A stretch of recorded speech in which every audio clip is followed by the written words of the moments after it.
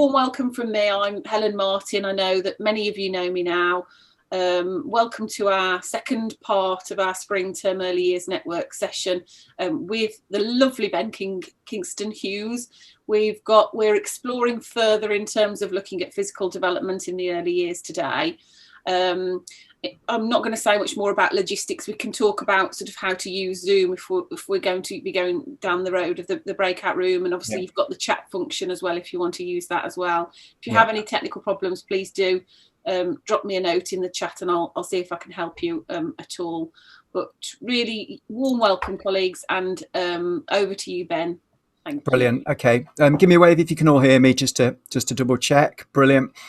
So we did have a bit of a technical issue just now where somehow the connection dropped completely, and either I vanished or Helen vanished. We don't know which, but either way, if it happens again, I've got my phone on standby, so I will dial back in, but as a tiny little person on the phone. So we've got it covered, hopefully. But even if it does drop, they are doing some work in our area, so it could be because they're sorting the fibre optics out. But if it does, it only tends to be for about 2 minutes each time. So just bear with it, and hopefully that won't happen at all. So brilliant, welcome back. I've been looking forward to this second session because I've been doing all sorts of research for my book, and some of it is stuff that I didn't know before that I've actually had to look up in terms of the book, and it fits in so well with this session today. So we've got a few things to get through. I would like to try a breakout room, but if it doesn't work at all, if the logistics of poor Helen having to sort out the breakout rooms, because I don't know if you can randomly assign people or whether it automatically is it. So I don't know how long it's going to take, but if it doesn't work, fine. If it does,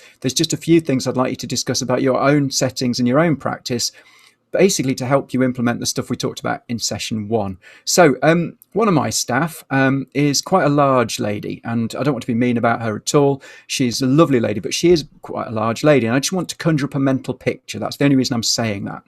But on some of our sessions with our more vulnerable children, she wears a skin-tight yellow bodysuit. Now, I should stress that's not our uniform. We've not provided that for our staff. We don't make everybody wear that. But she looks, I mean, I don't want to be mean, but she looks ridiculous. And if she was working in a bank and walked into that bank dressed like that, then pretty much everybody would laugh at her. But on our children's sessions, especially the vulnerable children's sessions, she's like a celebrity. It's the most incredible thing you've ever seen. And twice in the last 3 years that this lady's worked for us, selectively mute children have chosen to speak to her. Nobody else in the room, not any other grown-up in the room or even in their lives, not the social workers, not the foster carers, but this one lady, because they're terrified of every single grown-up in the world. And she's showing them something different. She's showing them a different sort of grown-up. And these children, they are selectively mute, but it's not medical. It is literally they've had the voices beaten out of them. And they talk to her. And not only that, she walks around the room, and it is honestly, I can't describe to you the sight without it sounding insulting. It's not insulting. I think this woman's a legend. But she does these funny, flouncy movements around the room. And the children follow her like the Pied Piper, if the Pied Piper was a giant yellow banana. And it is honestly incredible to see these children moving and jumping and playing in complete emotional security just because they're with a grown-up who's showing them a different way of being a grown-up. So I wanted to start with that because we are going to talk about what the barriers to movement are. And one of the barriers is us. We don't move enough, and we make movement seem to children like it's not a fun thing to do. Just like, you know, you see a family in the rain, you'll see a group of the children and the adults in the rain, and the 3-year-olds and the 2-year-olds have got big grins on their faces because rain is brilliantly fun. The adults have got this, look, and if you watch the middle child, the 6 or 7-year-old, they could be in either of those camps. We slowly learn to lose our joy in life because grown-ups, we're cynical. I mean, I hate the rain, don't get me wrong. I do forest schools training a lot, and it's always led by really outdoorsy people. Has anyone done forest schools training? It is awesome, as forest schools. I send all my staff on training, but I can't help laughing when the trainer comes out in like the best gear ever, like wax jackets and proper boots and stuff. And then they always say this, I don't know if you've heard this, they say, there's no such thing as bad weather, just bad clothing or inappropriate clothing, whatever. And the thing is, that's a complete lie, because of course there's such thing as bad weather. We live in a temperate country, and there are times when it's horrible to be outdoors for an adult. But that doesn't mean we shouldn't take our children out. It's about inspiring children, and movement is just the same. And my extremely overweight member of staff, it gets more movement out of those children than anybody else.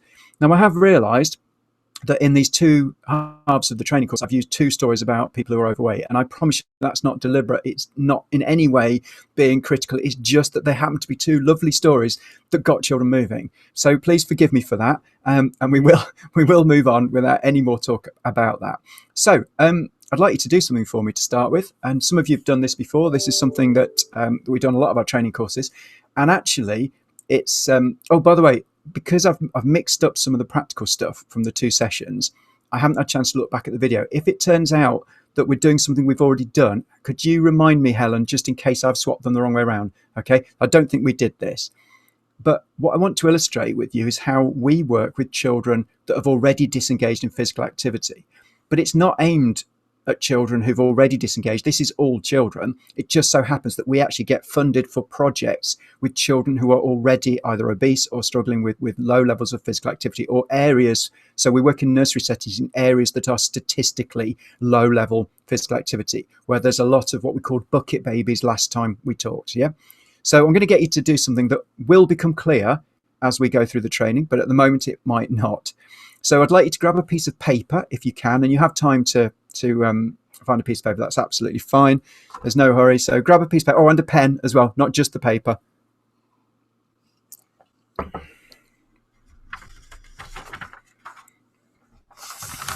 I'm trying to find a piece of paper on my desk now without knocking the camera over.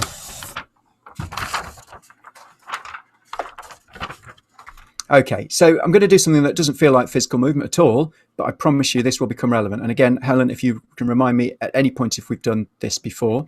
So I'd like you to do something. I'm going to give you some instructions, but don't start yet, because I'm going to give you some supplementary instructions that go with the instructions. So your first instructions, but don't start yet, are you're going to look at the screen, and if you've got multiple people on your screen, sometimes people have just got me, sometimes people have got other people. If you've got somebody else other than me, pick a person and draw a portrait of that person. Really simple stuff. But don't start yet, because before you do, I want you to do two more things. I want you to fold up your piece of paper, or if it's a pad or whatever, you don't have to. Put it on your head, and I want you to draw the picture whilst it's on your head, and you don't take your paper off your head until you've finished your portrait of the person you've drawn. Does that make sense? So I'm just going to pick somebody to draw. I'm not picking on anyone, by the way. I'm just picking whoever's middle of my screen. It's Jane Beals I've got to try and draw. So thank you for waving and not being horrified. I can't draw at all, but then I'm going to see if this works out. So, well, at least Jane is smiling, which is always good.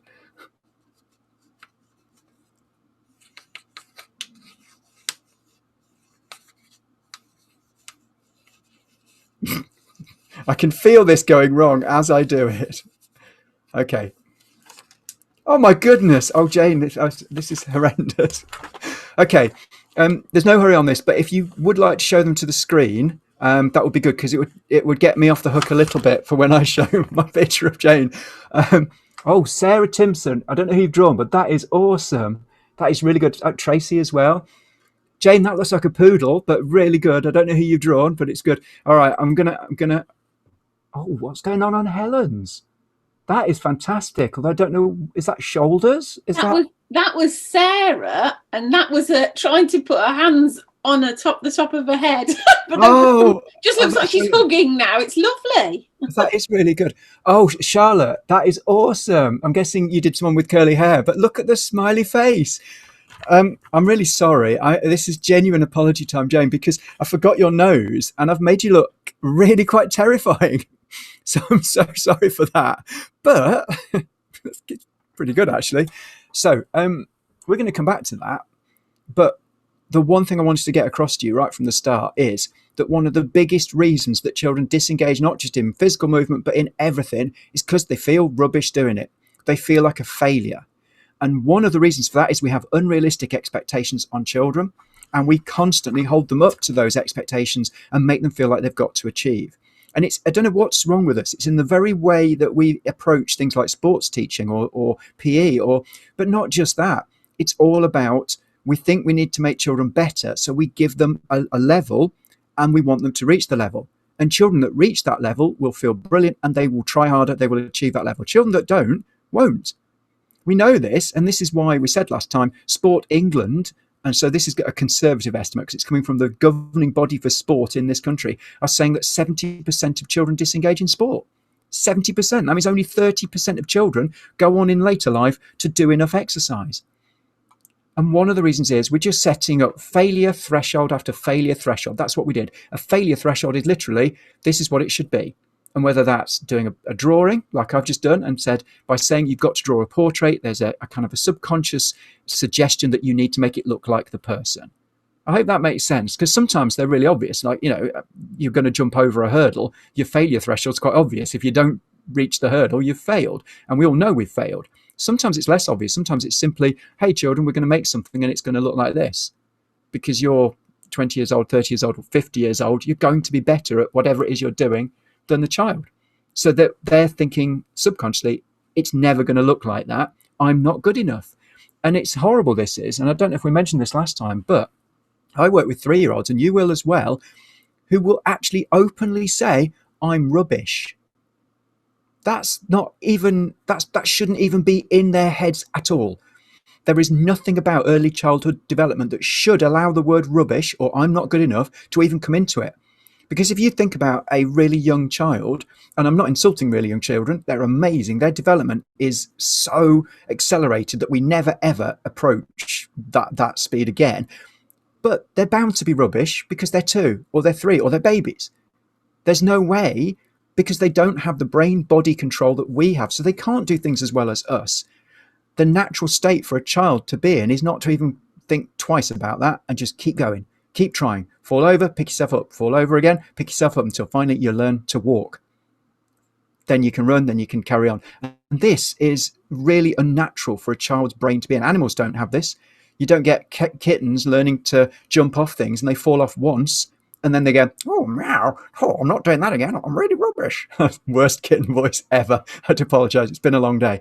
The point is that children, it's because they have that awareness, that upper brain awareness that animals don't, that they actually limit themselves. But it's not them limiting themselves. It's the adults in their world making them feel like they've not achieved enough. And we are going to come back to this because for me, genuinely, it's the biggest barrier to our children doing enough physical activity because it's taken that wonderful word away from it, the joy of movement. Okay, so I'm going to start up the presentation. And I'm actually really pleased with my picture of Jane there. I might have to save that. So I'm going to start up the presentation. As always, just bear with me a second because we're using the advanced functions on Zoom. And I'm going to just give it a go. And if it doesn't work, we have to do another. I just tested this and it worked absolutely perfectly. And now it's changed its mind and it isn't working. So I'm going to set it up again. Okay. Right. Okay, so we're back to where we were, but this time, so I'm going to have to whiz through because I did this all as one presentation. We're going to have to whiz through till we get to where we left off last time.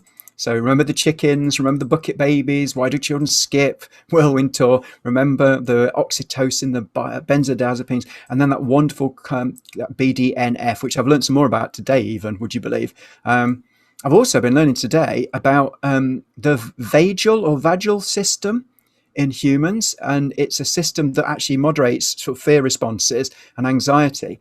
And it's got some real implications for play, because observations of dogs in particular show that they use the play urges to kind of move their brain into a different phase, a more pro-social phase. And once you're in that social interaction phase, it actually offsets the anxiety and the fear that you might be feeling. So it's a really important one. So I can't really share much about it with you today because I've genuinely only just learned it and I don't know enough yet.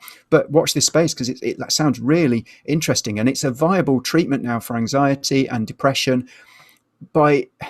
So I tell you what, we'll save that for another training course when I know more about it. But anyway, I've just learned all about that, and actually BDNF is part of that. So there we go. So this is where we are today. So we're looking at movement, but we're also looking at those shared neural networks which are associated with everything else. So this is something that we touched upon briefly last time. I'm just going to recap on it because it's something everybody forgets. Educationalists forget this all of the time. And this is why we have children sitting still in lessons. This is why we have children not being allowed out at break or having a lunchtime where they're not allowed to run, which, like I said last time, is a genuine thing in some schools, because people don't understand that it's the moving about stuff that actually builds the brain. So when a child is born, when a baby is born, they don't have the academic structures for speaking, reading, writing, maths, because they're all upper brain functions. One of the reasons why humans have got a sort of a skull that doesn't go in like an animal's is because we've got more upper brain. That's why we've all got big slap heads here instead of a dog or a cat where it goes in. We've got so much more upper brain and so much more self-awareness. And it's those bits of the brain that are our mathematical calculations, for instance, but not the instinctive ones where we already know that's a line and that's a circle, but the ones where we're comparing and all of the stuff to do with complex language, not just simple words, but the whole concepts that we talk about. It's all upper brain. So it's really important that we build the upper brain, because not one of those structures is hardwired. Hardwired stuff is things like birth reflexes that we talked about. When a child is born, they seek the nipple. That's a birth reflex. They will grab your finger. That's the palmar reflex we talked about. That's built in from birth.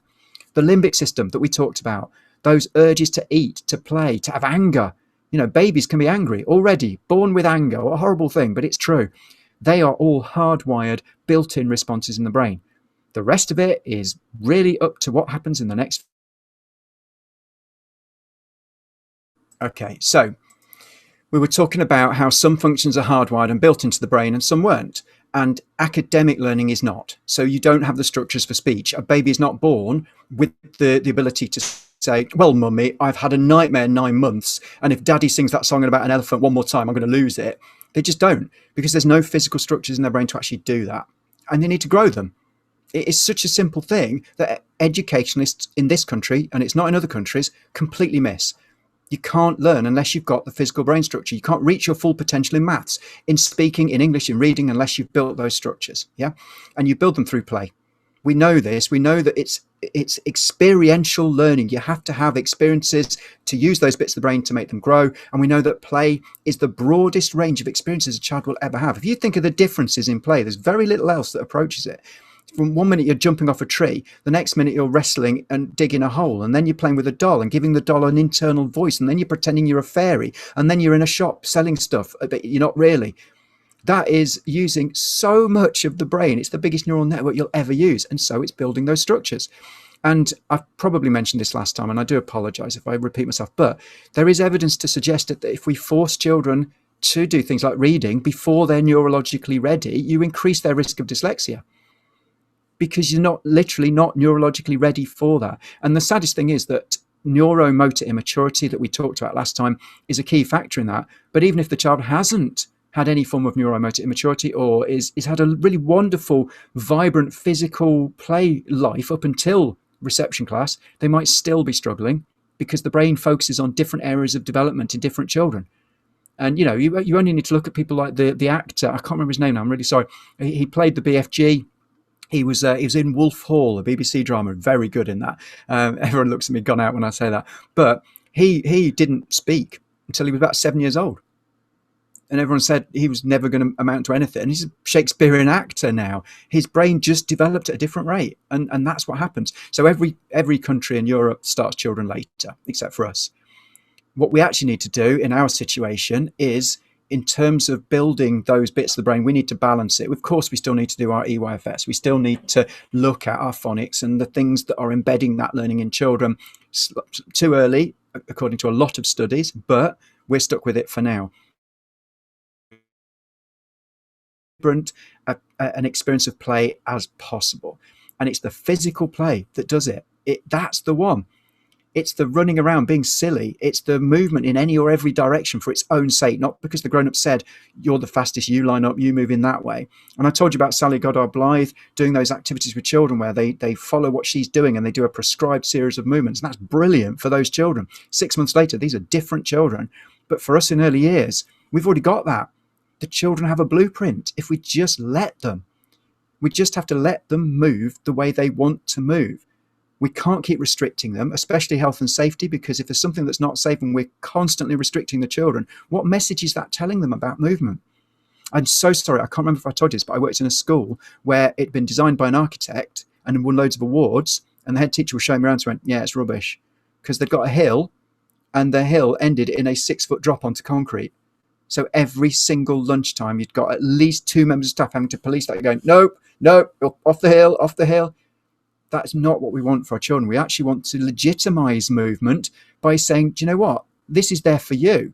And that's not always easy. You might have an area in your setting that children can't go to, that they're not allowed to use. You might have a tree that is too dangerous to climb, for instance.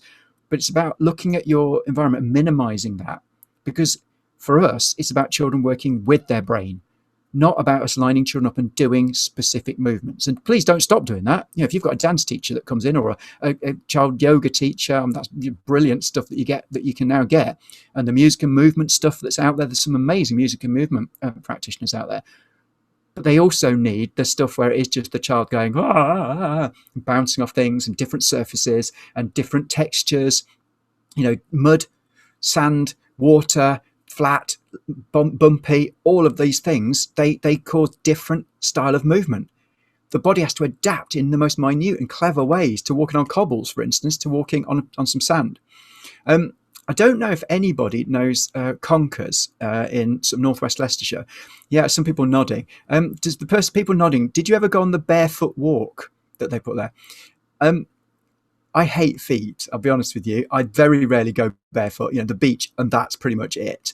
This was my idea of hell, and my wife deliberately made me do it with my children.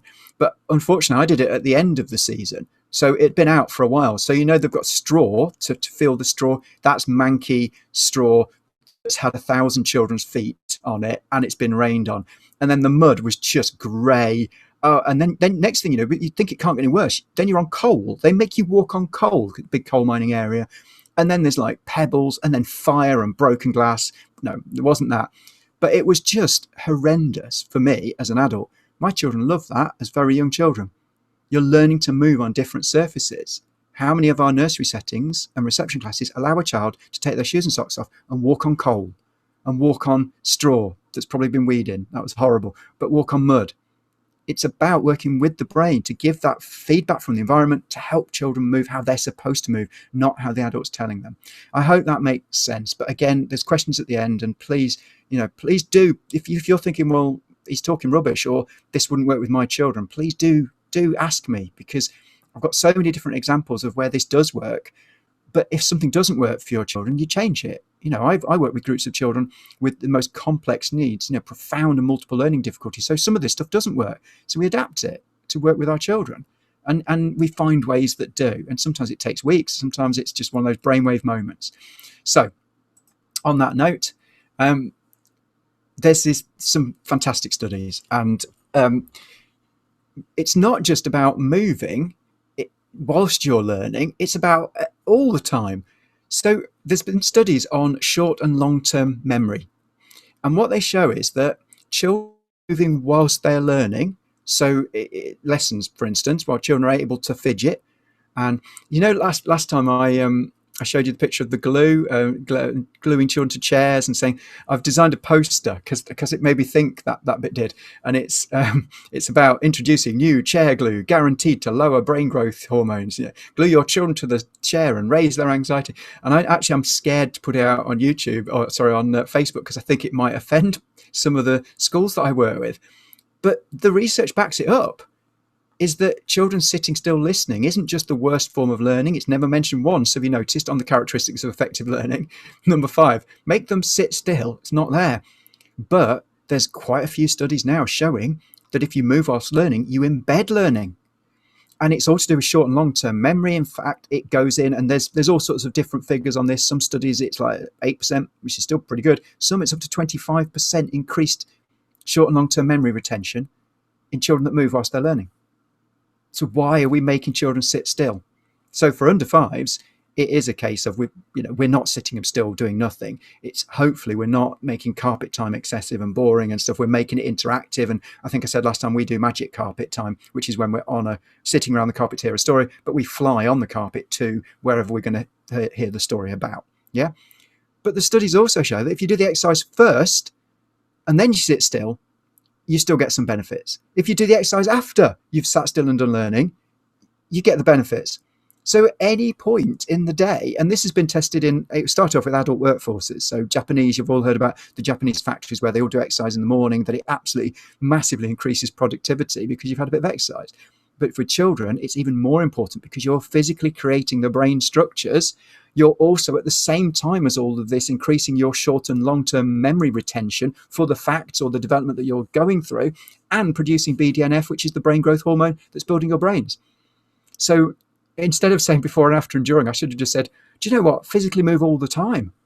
You wouldn't hurt your children if you were physically active pretty much the whole day. I mean, obviously there's times for rest and there's times to, please don't go on 26-mile marches with your children when they're age 2.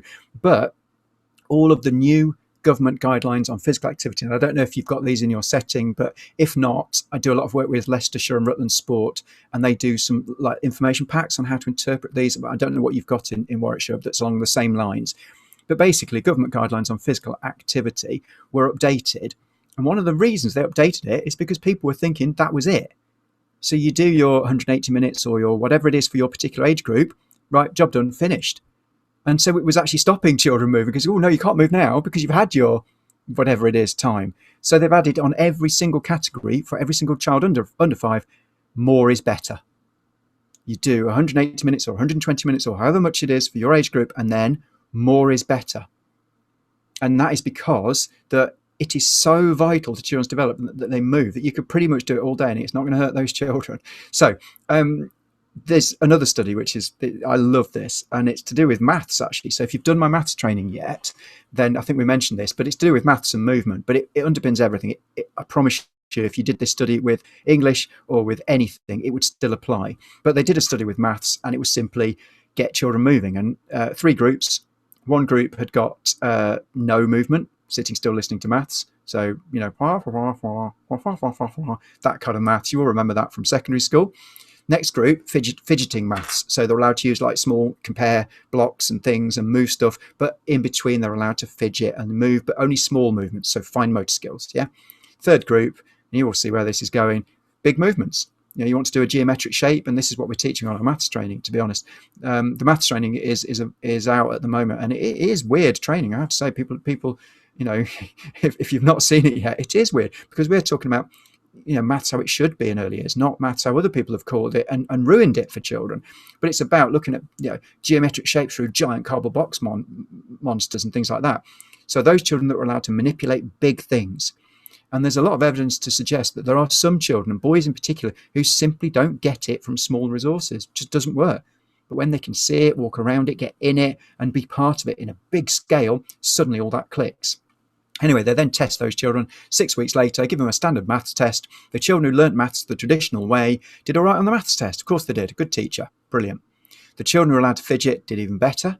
And the children that were allowed to do large movements whilst learning maths did massively better than the group that didn't move at all. Big movements enhance learning. So I know that's kind of not what I wanted to talk to you about, because for me, it's about the joy of movement and giving children their childhood back, and working with children who have been bucket babies and who have got flat head syndrome because they've been kept so sedentary as babies, and I just want children to move because it's magical. And it's joyful, and you get a bunch of children with complex special needs, but being superheroes and doing superpowers and running around. It doesn't matter whether you're in a wheelchair, or it doesn't matter if you've got whatever disability, because it's imaginary. You're a superhero, but at the same time you're running around having fun and just seeing joy in children's eyes. That's why we do it. But it is worth noting that anybody that queries this, parents for instance, you can say that physical movement whilst learning enhances learning massively. And if you want a copy of the study on maths or anything like that, you're welcome to email me and I can show. I've got a copy of that study, but just Google it, to be honest. There's a lot of stuff out there to do with movement enhancing learning. And there is nothing out there, by the way. There's no research that says sitting still enhances learning. Why is our education system picked? It's interesting, actually, the too much too soon agenda. So in Scotland, the fantastic lady called Sue Palmer just brought out a new book about play, which I'm slightly reluctant to plug because my new book about play is coming out this year.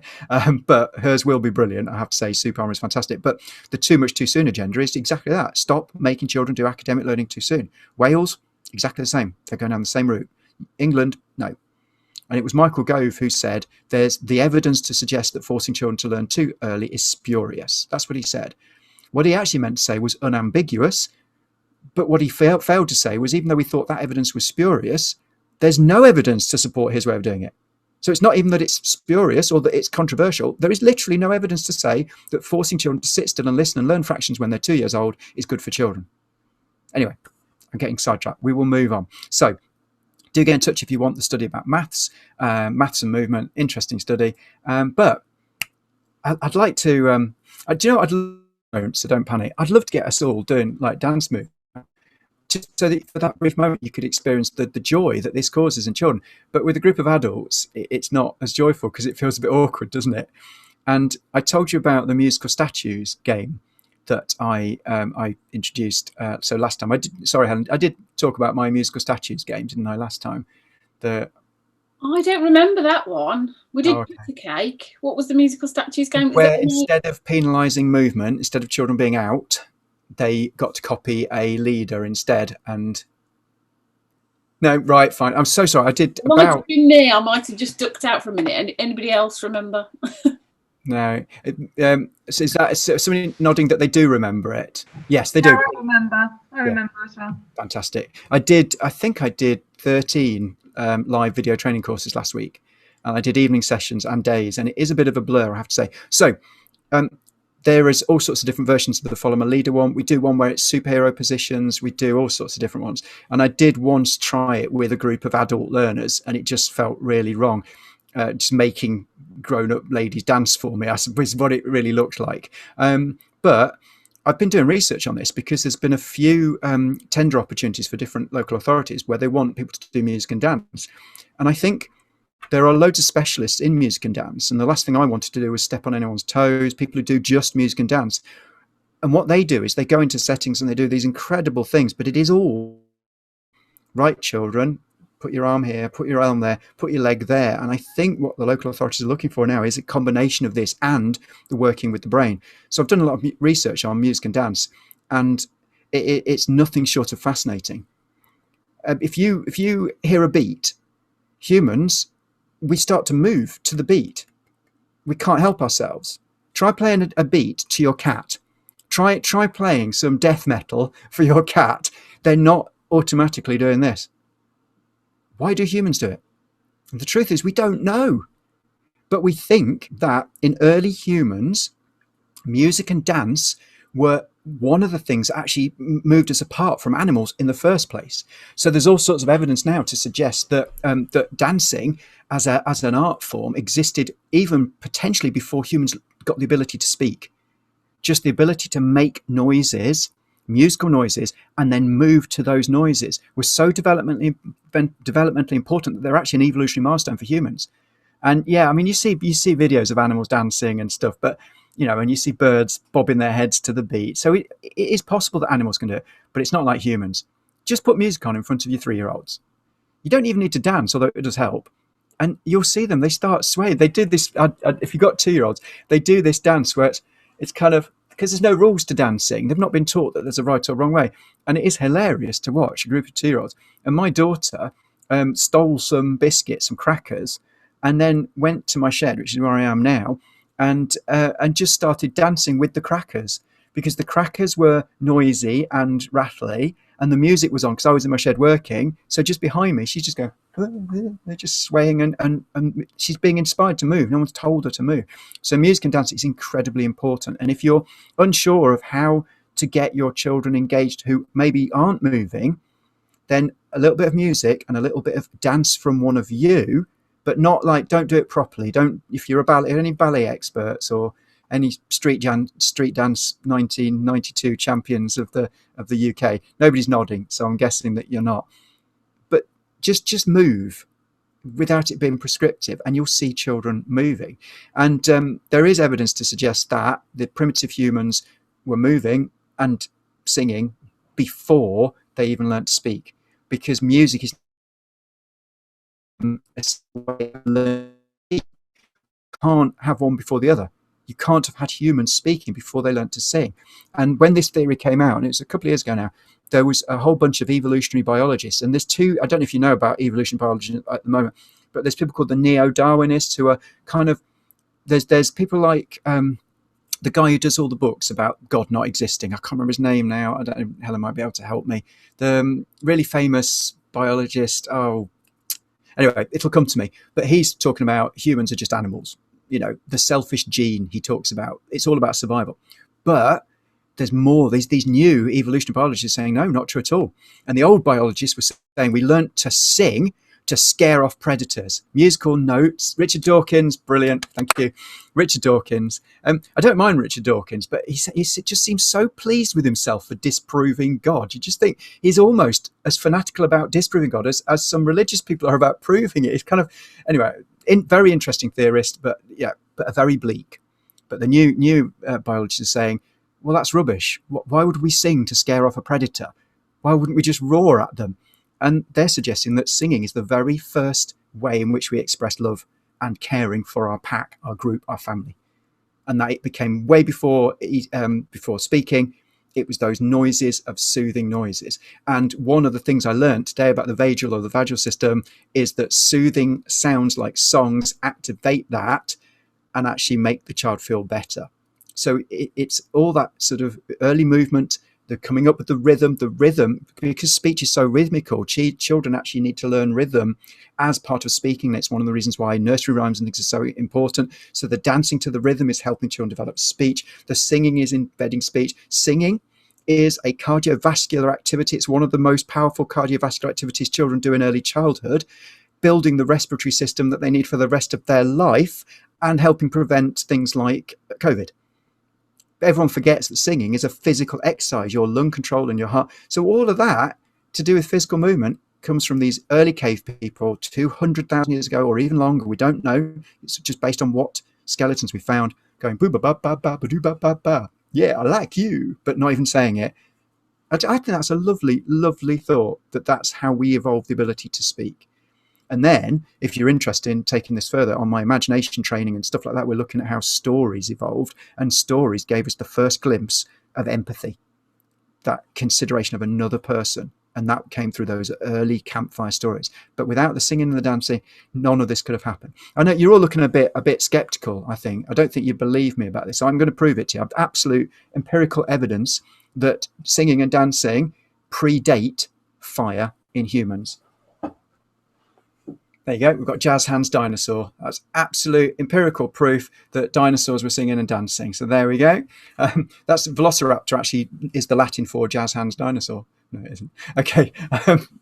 I did that on a parent session 2 weeks ago and everyone laughed. I thought, I'll do that again. So I did it last night on a parent session. So I did an evening session. Nothing. Tumbleweed. It's just some 50-year-old having a nervous breakdown, waving a dinosaur at the screen going, look, he's got jazz hands. Anyway, I personally find that fascinating. And if you can embed music and dance in children in a joyful way, not always the teacher telling them what to do, just you putting some music on and going, blah. We've got one setting that actually when they're going from the indoors to the outside, they don't have free flow in this setting, which is always nice when you have, but they don't. So they have to plan their outdoor times and stuff. But when they do, they put the music on while the children are putting their wellies on, and the children move differently. They don't just go move wellies. They're like, it's almost like, sorry, this is total sidetrack, but I play badminton for a badminton team, and I'm not bragging, we're rubbish. We lose all the time. I did no sport as a child, and I got to my teenage years, hated sport. I was really short as a child, so I was picked on, totally disengaged. I'll never forget, cross-country running, where we'd try and do a shortcut by walking across the park, and the PE teacher was up a tree smoking. This is a long time ago, watching for people trying to take a shortcut, and he'd just shout, "Oi, you boys!" I hated PE, but about 16, 17, just started playing badminton. So I'm not brilliant because I didn't learn as a child, but I play for a team. We lose every game. We're all old. We all fall over a lot. But we play in a place called Whittick, where they have an aerobics lesson at the same time as the badminton matches.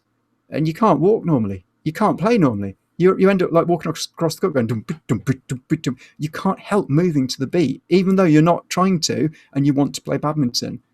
So what I'm trying to say is that if you want to inspire movement without ever telling a child to move, music and dance are so intrinsically important to our evolution. And I don't think you get this from a screen. And you're looking at the moment, catastrophic lack of children moving. I mean, genuinely, 70% of children disengaging permanently for the rest of their life in any form of movement. It's catastrophic. 80% of children reaching secondary school with neuromotor immaturity. When you combine that with the absolutely catastrophic word gap, the decrease in vocabulary between deprived and affluent areas, the overall decrease in children's communication and language that we're suffering, these two things, that's your starting point. Bit of joy, and then dancing music. If you've got every family doing silly nursery rhymes and silly songs and silly stories, then you're helping with the word gap. If you get them dancing around their living room, you're helping with that physical discrepancy, that neuromotor immaturity. So I know I've gone on about this, but I really can't stress this enough. I'd love to see every primary school just doing whole musical lessons. You know, I had a chemistry teacher who used to sing chemistry facts, and he used to sing, "You always get the metal at the cathode." I've never forgotten that to this day. Don't even really know what a cathode is anymore because I never went down that career. Never forgot that. And it did come up in my O-levels, and it helped me answer a question because he did the can while singing and dancing. It embedded learning in a way that nothing else does.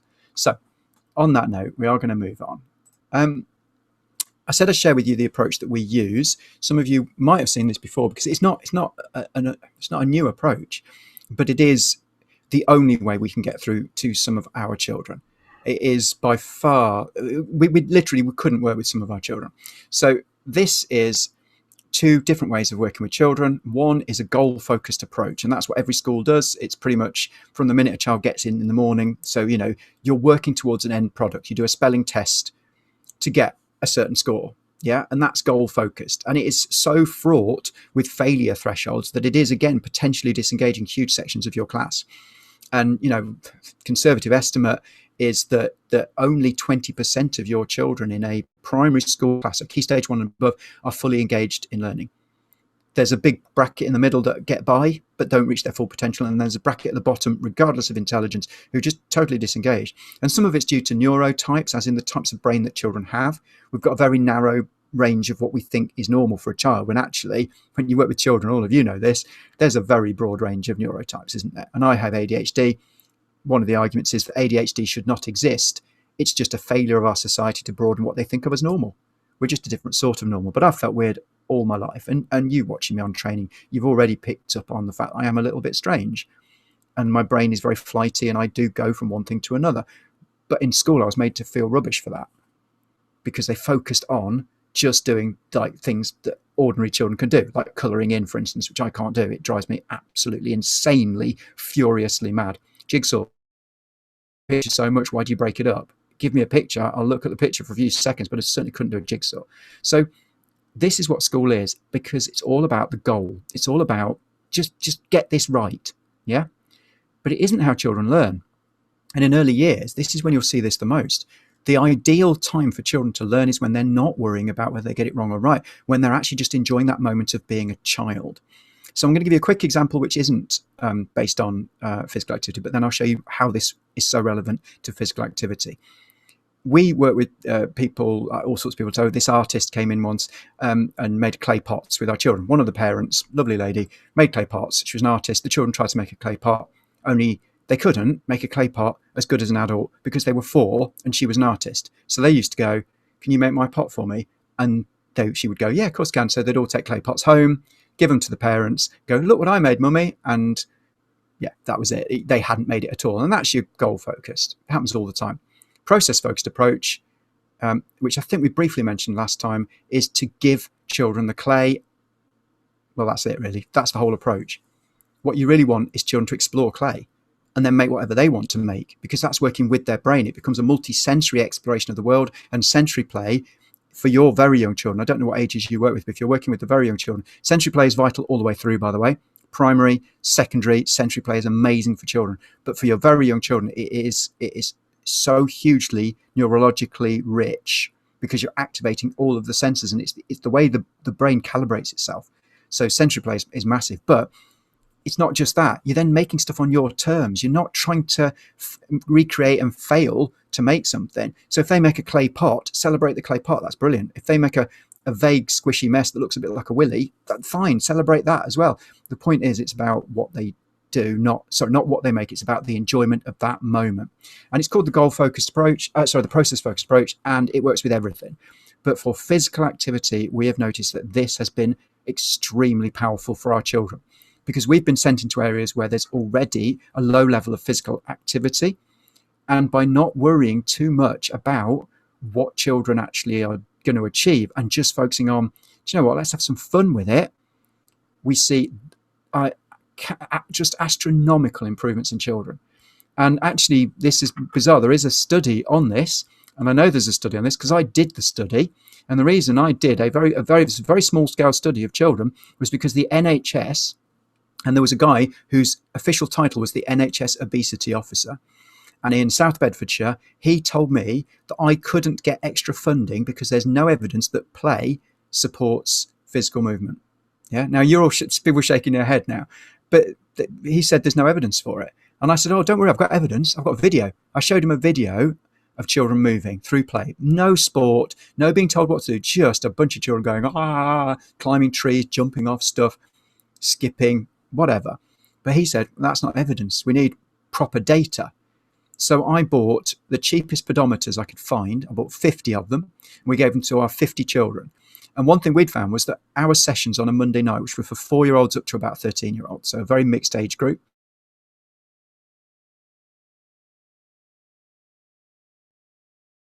50. So this is why I was starting to get a bit miffed, because we got no budget at all. Gave them all the pedometers. They ran around, normal stuff, just water slides and den making and tree climbing and all the stuff that we did.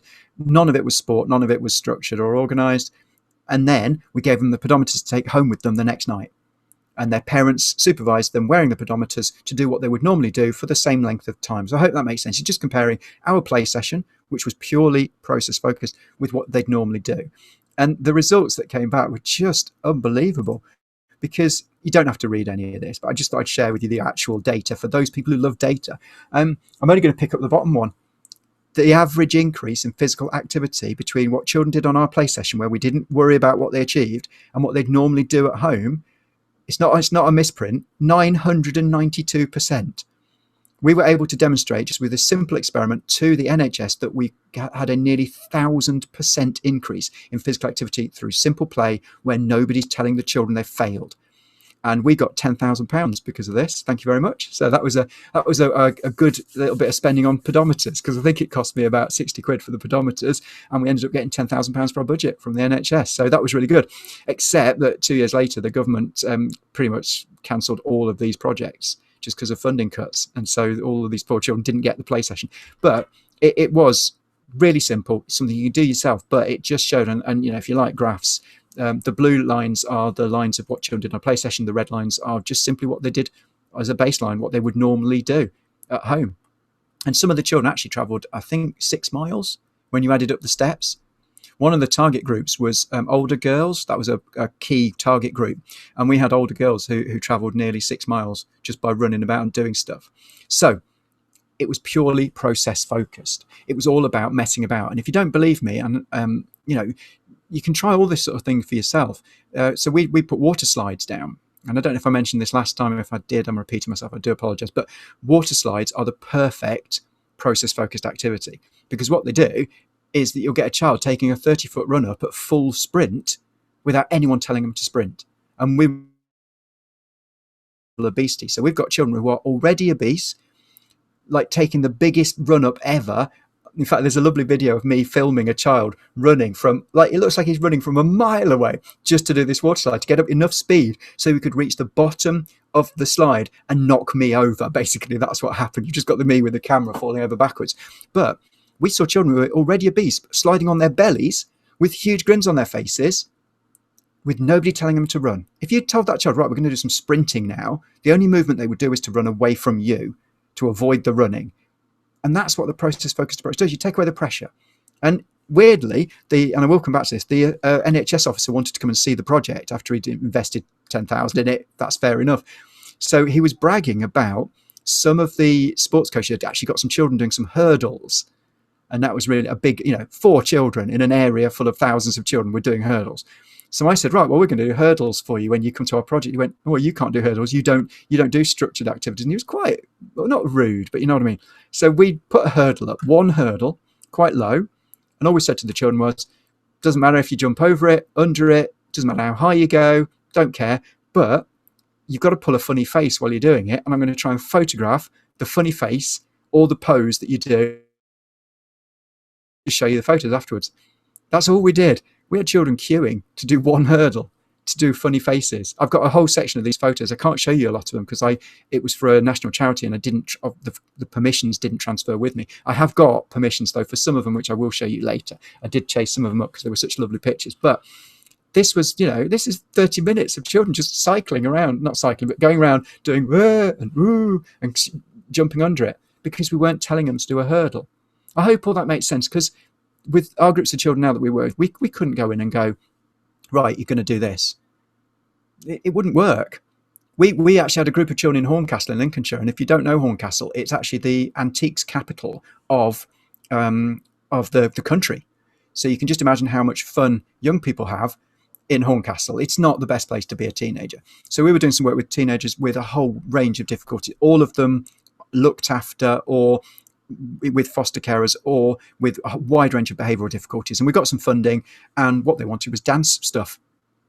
Well, this is brilliant. We can, I'm quite happy to provide dance. So it was music and dance. So they wanted beatboxers, they wanted break dancers and street dancers and all this stuff. And I got really excited about this project. And so I went to an agency in Lincolnshire and I said, right, we've got all this money. So we want whatever your best you've got. We want a break dancer, a beatboxer, street dance.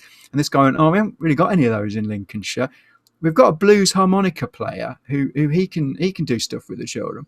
So I said, well, if that's all you've got. So he turned up and he said to the children, right, 40 minutes time, we're all going to do a performance. I'm going to hand out the harmonicas, and you've got to treat these with care. And I'm going to teach you a song, and we're all going to perform it in 40 minutes. And the only song he knew that he thought the children might know was the Last of the Summer Wine theme tune. Now, if you don't know the program, it is basically about old people waiting to die. And that is what he's doing, with a lot of going down hills in bathtubs as well, thrown in. That's what he was trying to get these children to do. And a child with a conduct disorder, so one of the most serious behavioural difficulties, on probably his best behaved day ever, walked up to the man, snatched the harmonica out of his mouth, walked to a window, opened the window and lobbed it out of a window in the middle of the session. And the reason I know that was the best behaved day he'd ever had was because he actually opened the window first, because normally he would have just smashed the window. And I was just appalled. And the children, young people, came to me after and said, oh, you're going to tell us off now because we were mean to that man. I went, no, he should never have worked with children. I don't know what I was thinking. I'm so sorry. This is all on me. I'll make it right. So we went to Nottingham and we found an agency that had got the champion breakdancer of the UK on their books. So he came to Horncastle. That was funny in itself, actually, because Horncastle is quite a predominantly white area. And historically, and this is going back a few years, historically, I'm maybe a little bit behind on things like racism and stuff like that. And I'm not trying to judge, but the breakdancing champion was a 6'7" black guy in a gold tracksuit. He was the most awesome guy ever. Honestly, he taught me everything I know about breakdancing. But that was just brilliant in itself to see this bunch of children just so absorbed. But I wouldn't let any of those practitioners go near the children or young people without me training them in the process-focused approach. Because you can't get children moving by going in and saying, right, in 40 minutes you're doing a performance. I said, you're going to go in, you're going to bust a few moves in a corner, because that's how cool I am. And if the children want to join in, you can say, do you want me to teach you some? If they don't, you just stay in a corner doing whatever you want to do and I'll still pay you. They couldn't get over that. They couldn't believe that I would still pay them if no child was actually taught anything. I said, at the end of it, if those children have joined in, if they've had fun, only then can you say, do you want to show the rest of the group? And if the children say no, that's absolutely fine. Because it's not about a performance. Every one of those practitioners came back and said, that was the best performance we've got from children. And that is way better than we ever would have got if we'd actually gone in and said, in 40 minutes, we're going to do a performance. And every one of those practitioners said, this is how we're going to work from now on. And the best bit was they threw in a free Bhangra dancer. So we got buy 2 break dancers, get 1 Bhangra dancer free. Don't even know how that works, but we got this incredible woman. She came in, again, predominantly white area, and she got a bunch of teenage boys Bhangra dancing. And I haven't got time on this course, it's a short course to show you the video, but I've actually got a video. If you want to see it, by the way, do email me, because if you want to watch a bunch of teenagers Bhangra dancing, it is incredible. It is just amazing to see these just so much joy, because she'd gone in and goes, hey, look what I can do. She'd not gone, you're going to do a performance. I hope that makes sense. If you do watch the video, you'll actually think that one of the young people is the teacher, because on that day we'd got an autistic He's about 15 years old. He's wearing sunglasses because he can't make eye contact with people. He's been dropped off there as respite for his parents. He hates being there, doesn't want to be at this centre at all. And then something clicked. He is the Bhangra dancing king. I've never seen anything like the transformation that came over this young person. He's actually shouting "Yee-haw," which I know is mixed country music to bang, but he's doing all the movements. He's got perfect memory for steps. He's leading all the other children in it. It was a wonderful moment, and it was all because nobody made those children feel pressured. Yeah. Okay. So we're going to have a very brief break. If you want to refresh your drinks and go and get a snack, or just stretch your legs and move around. So 3 or 4 minutes, 5 minutes if you need it. So yeah, if you want to go and have a very quick break, and we'll meet back in a minute. But we will make a start. Just briefly, I thought I'd show you this. Because I know this is an early years course, but I think it's nice to know that it's every age of children. And when we work with the groups of 3 and 4 year olds, it is the same joy of movement that inspires it. And this was the same area where they'd said that older girls was an absolute priority area. And if you look at the current statistics on physical activity, and I think I've probably got a copy of those on my hard drive, so if you need a copy, do get in touch. But they're basically, in terms of doing enough movement, it's something like only 1 in 5 girls reaches the recommended levels at that age. So that's 80% of girls are not moving enough. Whereas that is a water slide with a group of girls in the target area, in an area already of high level or low level physical activity. And it's just joy, isn't it? That's what we talked about last time. That's a teenager who travelled 6 miles in one of the sessions. There, look at her face. So that is a lovely thing to see. I'm going to share with you something now that brings in another sort of play. And I just want to do a brief mention of this because it is a whole training course. But boisterous play. So boisterous play, that physical play, is really good for children. But it's a hard one, isn't it? Because it looks like negative behaviour. And it's one that's very difficult to, I suppose, control is the wrong word. But it's one of those ones that can escalate. It can go wrong really quickly. One of the reasons it goes wrong with children and young people is actually that an animal practices it from birth without a parent saying, "Excuse me, kitten, no, you're being too rough, stop it." Right? So they do it all the time. So your kittens, your dogs, or whatever, they can do play fighting. I think I talked about Yak Panksepp's rats. They can bite through steel cable, kind of rat, but when play fighting, they just nip. And my dog, in fact, the Marley, the dog I mentioned last time, he bites. And I was terrified of this. But I've never had a dog before. I was absolutely terrified, thinking that it was going to kill my daughter because it looked so. But then he just clamps your hand, doesn't hurt you at all, and just covers you in slobber, which is really horrible for me. But he knows how to play fight because he's grown up with his puppy mates or his puppy pack or brothers and sisters. So boisterous play is really good for children, and it actually grows the frontal lobes of children's brains and helps them to be able to navigate their world effectively. So those of you who work with very young children will know all about proprioception and things like kinesthesia and the additional senses that children have. And if you're not familiar with those terms, don't worry, because it's not part of today's course. We do teach it when we teach baby training. But it's basically about the fact that children have got additional senses, not just the 5 that we talk about, but their ability to know where they are physically in their world, to know whether they're upright or upside down. We take it for granted. You know you're sitting upright, but you've actually developed that through feedback, through your senses, to know, well, whether you're lying down or whether you're upright. What strength to actually. Oh, somebody just said they need to leave. That's absolutely fine. There's a video, and we hope your child's all right soon. But what you're looking at is developing your ability to navigate the world, and it's a physical skill. So you guys, every one of you, could pick up an egg and not go, oh, I just crushed it, yeah? But your children can't, not all of them, because that part of the brain takes a lot of control. So you give 2-year-olds an egg, some of them can hold it, some of them can't. And they develop it, and one way they do is through boisterous play. You've got to break a few eggs to learn how to hold an egg. So this one is just an older children's version of boisterous play, and we have tried this with our younger children, but in a kind of slightly different way. So if you want to know about that, ask me later. But it was one of my team. I said, we've got the NHS guy coming. I need you to showcase something that's really physically active, but that has got no end product, anything at all. It's just got to be mad children running around. And what he did He gave all of the children the insulating pipes, the ones you get, those soft foam pipes. We now use swimming noodles for the same thing, but he got him that. And this is quite an area of deprivation. So not the ideal thing if you don't want a big fight. But he then shouted, before the children could fight each other, which went, "If you can catch me, you can hit me," and just legged it across the field. These children chased him for hours. And he dramatically overestimated his own fitness. So eventually he just had to stand still while he was beaten by children. Anyway, I'm not saying whether that's right or wrong. It got a bunch of children who were not particularly physically active to experience a wonderful amount of joy.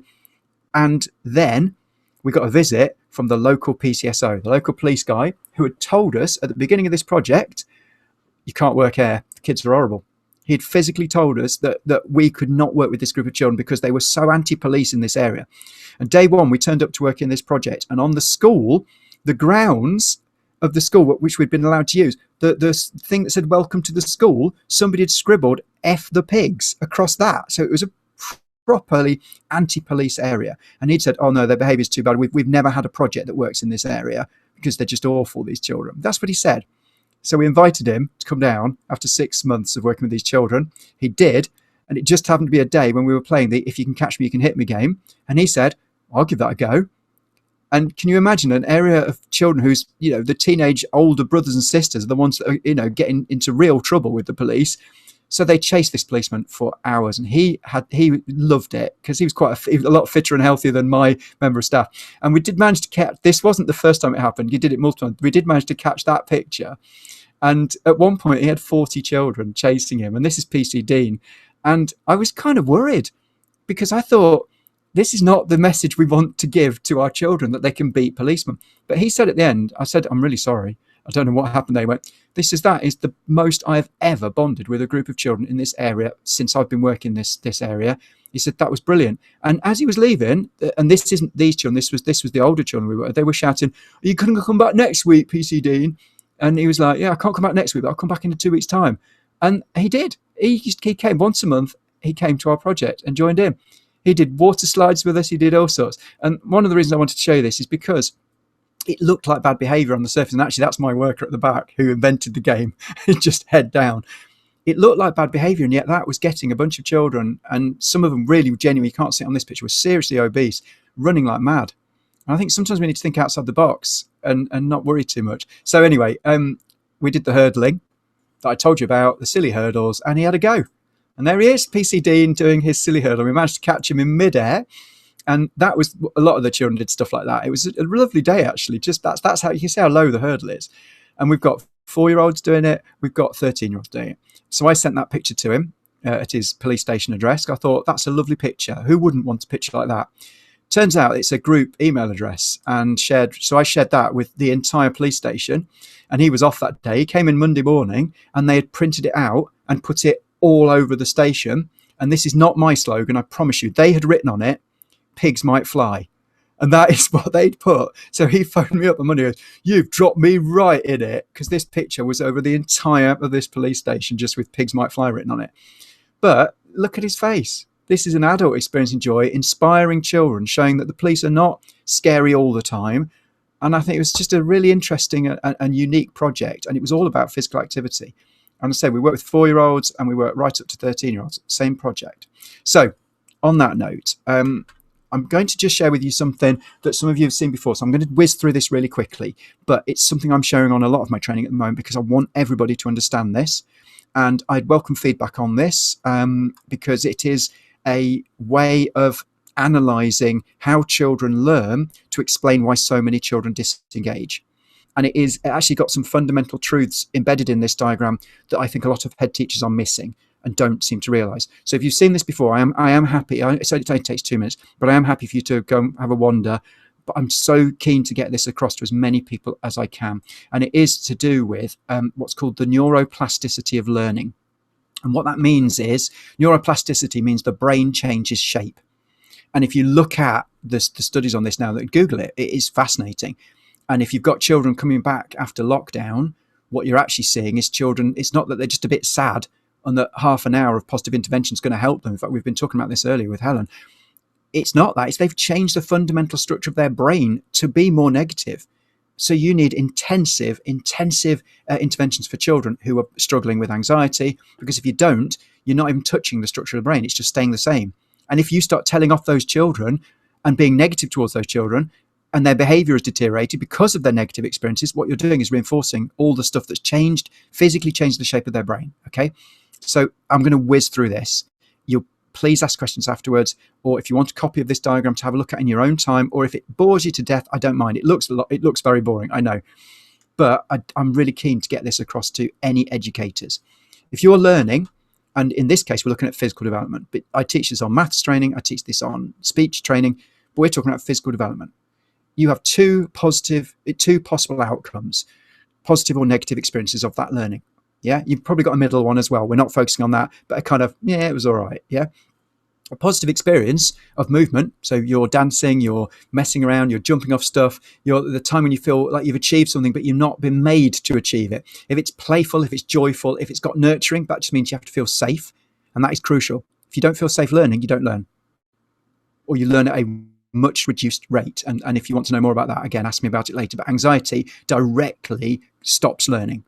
If you are successful, if you feel you've got praised, if you're engaged, if your curiosity system's active, producing all those benzodiazepines. Anyway, all of that happens. Physical movement is brilliant. You get a reward.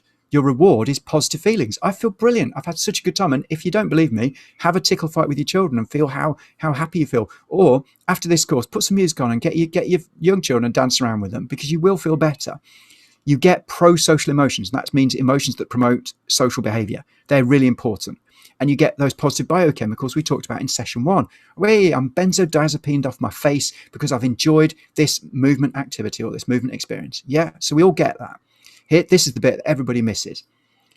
Neurons that excite together wire together. The neural networks in your brain are connections and associations between different parts of your brain. If you enjoy something, you're not just activating the part of the brain that does it, you're activating the part of the brain that's enjoying it. Yeah, positive feelings of movement associate with movement itself. Does that make sense? So it's a neural network building where the positive feelings you're getting, I love movement. So you know your friend who does the running and does the 5K and gets that endorphin buzz, and like me, who hates every second of it, they have got a mindset that is a physical structural change in the brain that means that they are associating positive feelings with running, which I don't. Yeah.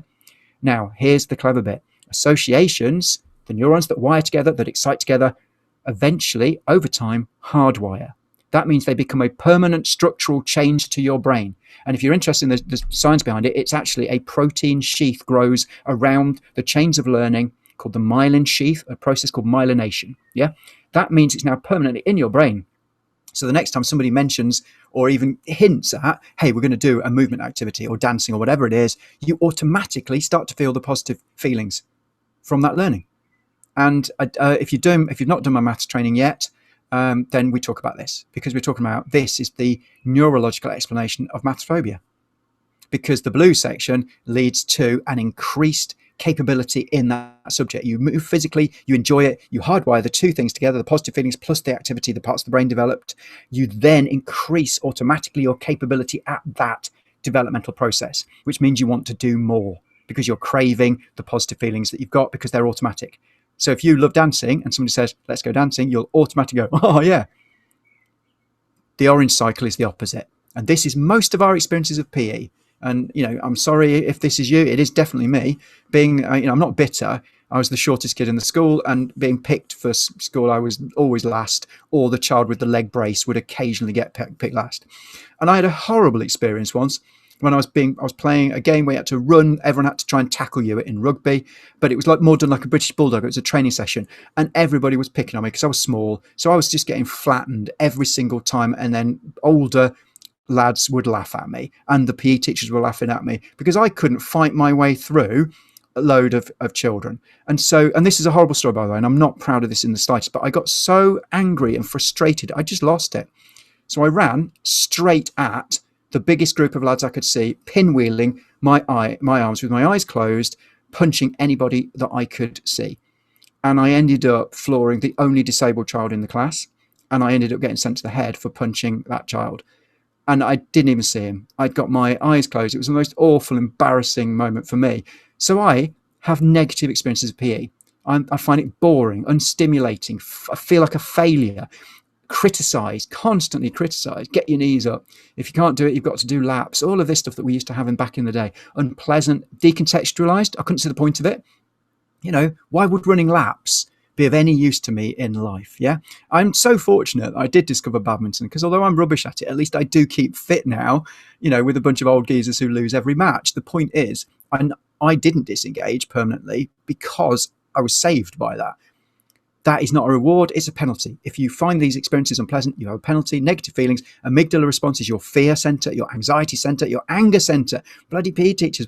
I met a friend of a girlfriend a long time ago, PE teacher, and he used to wear the tiniest shorts you've ever seen in the worst winter weather. And I had to say to him, I said, seriously, mate, why are you wearing tiny shorts in winter? He went, because I'm never going to do anything that I expect my children to do. And I said, well, why don't you let your children wear tracksuit bottoms? What's wrong with you? And that was his mentality, that he was toughening up his children by making them freeze. And because of that, he felt he'd got to wear really revealing, horrible, tiny shorts. You didn't want to sit opposite him on a sofa, put it this way. The point is, that is the attitude. You're toughening children up by giving them negative experiences. And you're not. It's never worked. There is no shred of evidence to say this works. The penalty is negative biochemistry. That's what it is. It's cortisol production in your brain, damaging your brain, making you feel rubbish, and then the associations happen. Physical activity becomes not a source of joy like it should be, but a source of stuff you need to get a note from your mum that you've forged to get out of. And that becomes hardwired.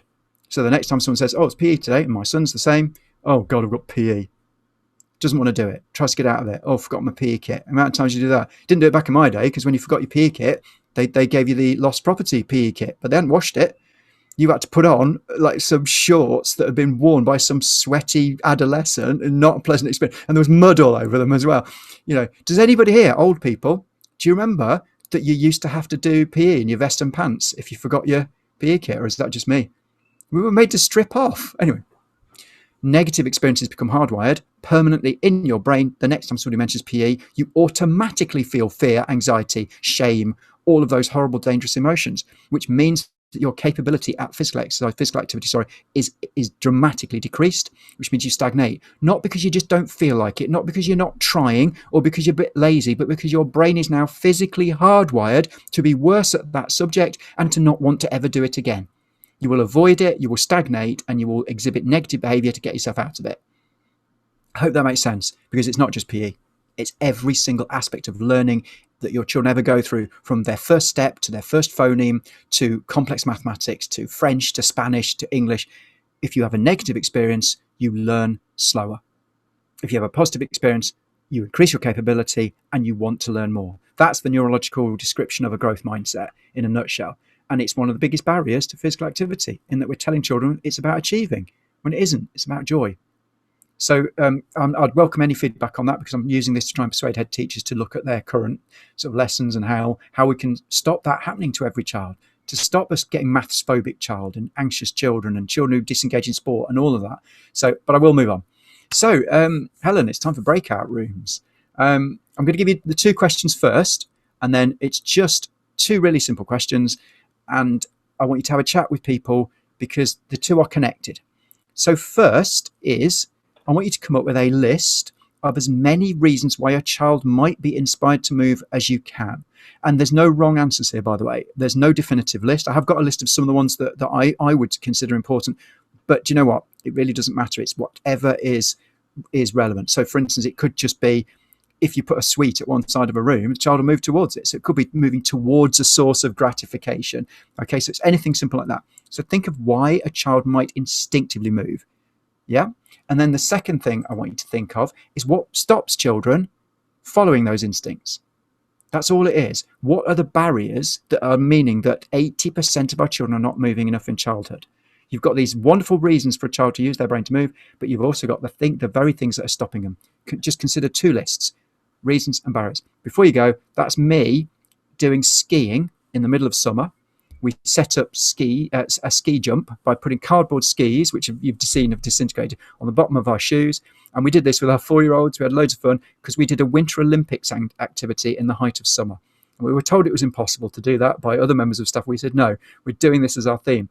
And that, it doesn't look painful, but that was me. I actually slipped and ended up completely compressing my body, and I couldn't walk for about 3 days after this happened. So that's physical movement to the extreme, and we are going to finish with a tiny bit on risk and challenge. So on that note, if you could do the breakout rooms, barriers and reasons, that's all I want. Okay, fab, lovely. I'll press the button and send you off to your breakout rooms. There's rooms of about 5 or 6 people. Ben, how long have we got in the rooms, just to give people I'll tell you what, if we say about 8 minutes, yeah, and then we'll see if people haven't finished by that time, or if they've finished too early, if you come back, yeah, then that's fine as well. So give them 8 minutes. Going to ask people to feedback when they come back a little bit, or yeah, just yeah, but you don't have to. By the way, you're not going to be made to. That's great. So if you can put your cameras and your videos on now, we do get feedback in these sessions where people do sit there without the cameras and videos on. They're not being recorded in any way, the breakout room, so please don't worry about that. Obviously it'll aid the conversation. If your camera or video isn't working and you want to stay in the main room, then that's absolutely fine too. I'll open the rooms now though and send you off. We'll see you in a few minutes. Thank you. Everybody's back in the room anyway now then, Ben. Oh, brilliant. Right, welcome back. You've already started, well, somebody's already started adding stuff to the chat. I'm happy for anybody from any of the groups to speak if you want to mute your microphone.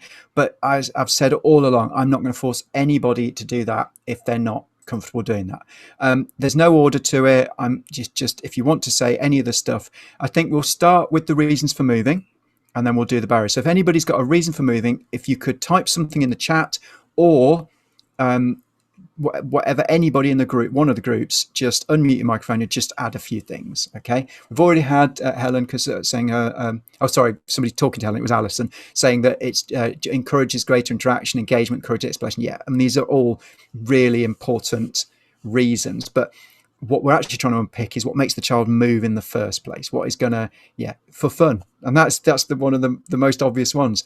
The jumping in puddles one is a brilliant one, because we've talked all about those different textures and different surfaces to collect equipment. Yeah. There's this weird thing, isn't there, that we were told on our early years courses that storage equipment stuff have to be see-through so children can see and make choices. Nothing wrong with that.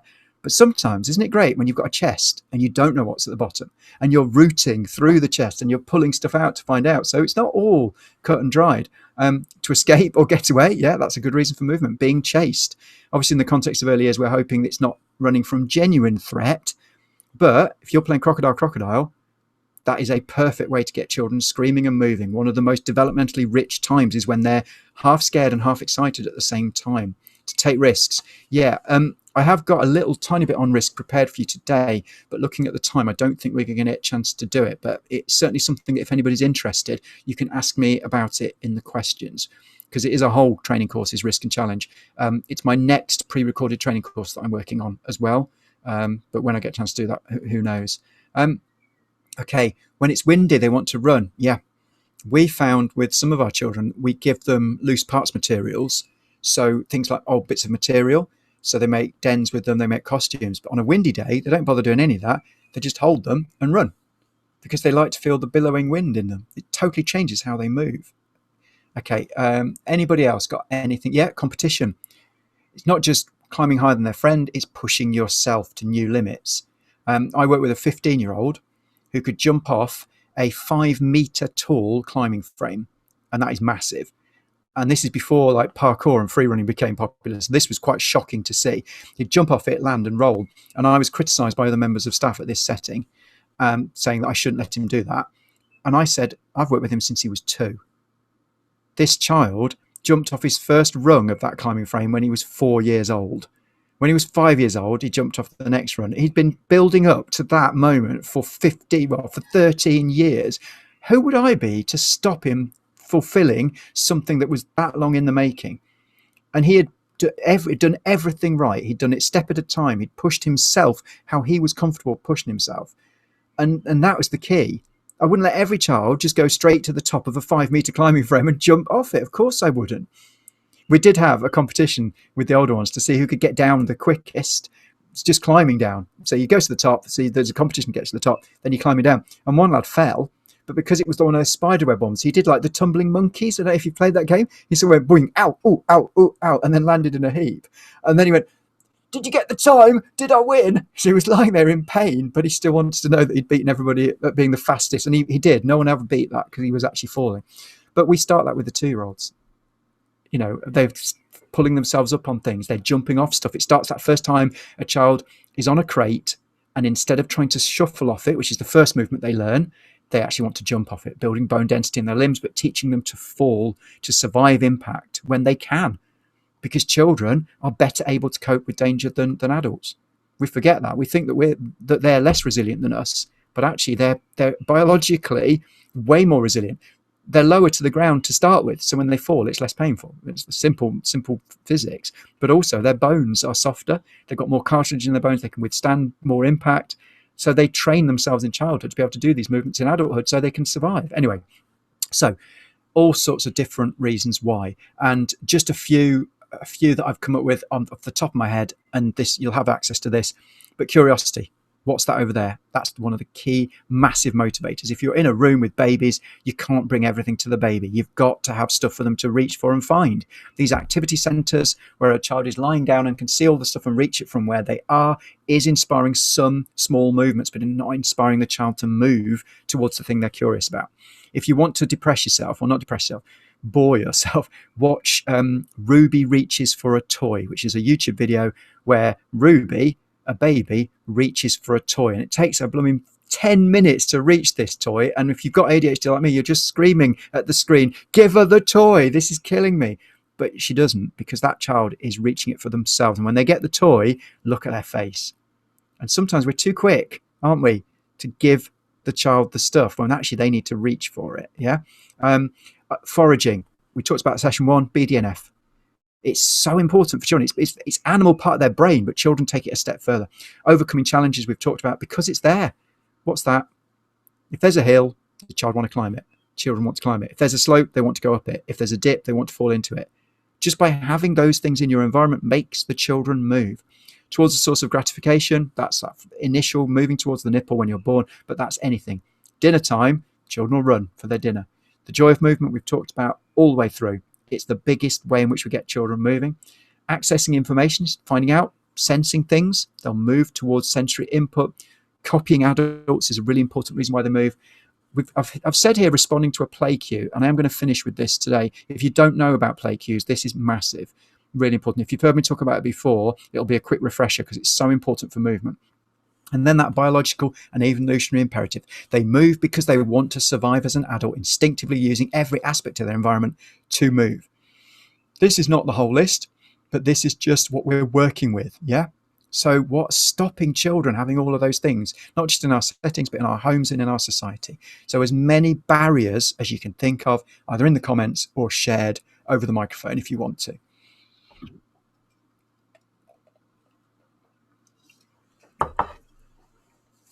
I know you didn't have very long in the rooms, by the way, so don't worry if you didn't come up with many of these, but this is what we have to overcome. Okay, so lack of space. Yeah, that is study recently, about 10 years ago, by a guy called Rob Weway. You're welcome to Google, but he was looking at generational traveling distances. So looking at granddads, how far they traveled from their home, looking at dads, and then looking at children. So 3 generations, and it went from 5 miles for a 7-year-old to a few hundred yards to the garden in the space of 3 generations, because there's just not that. It's not that there isn't the space, it's that we don't allow our children out into those spaces. Safety, yeah, safety is massive. If I'd got long enough today, I would actually talk about that in more detail, because risk and challenge is huge. And in writing my book about play, there are 2 things that I get fixated on in the book, and I'm going through the second edit at the moment. It's fully written, and one of them is magicians. I haven't got time to tell you why I have such a problem with magicians, but the other is cold compresses. Is the fact that we're over treating these insignificant injuries and genuinely undermining our children's resilience in the name of this short-term health and safety.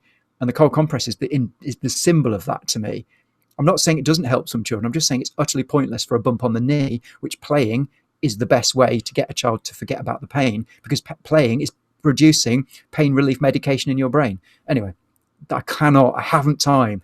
Don't get me started on cold compresses. So Blame culture, the litigation stuff. Again, in the risk and challenge training, we unpick this quite a lot. The good news for you guys is things are getting better.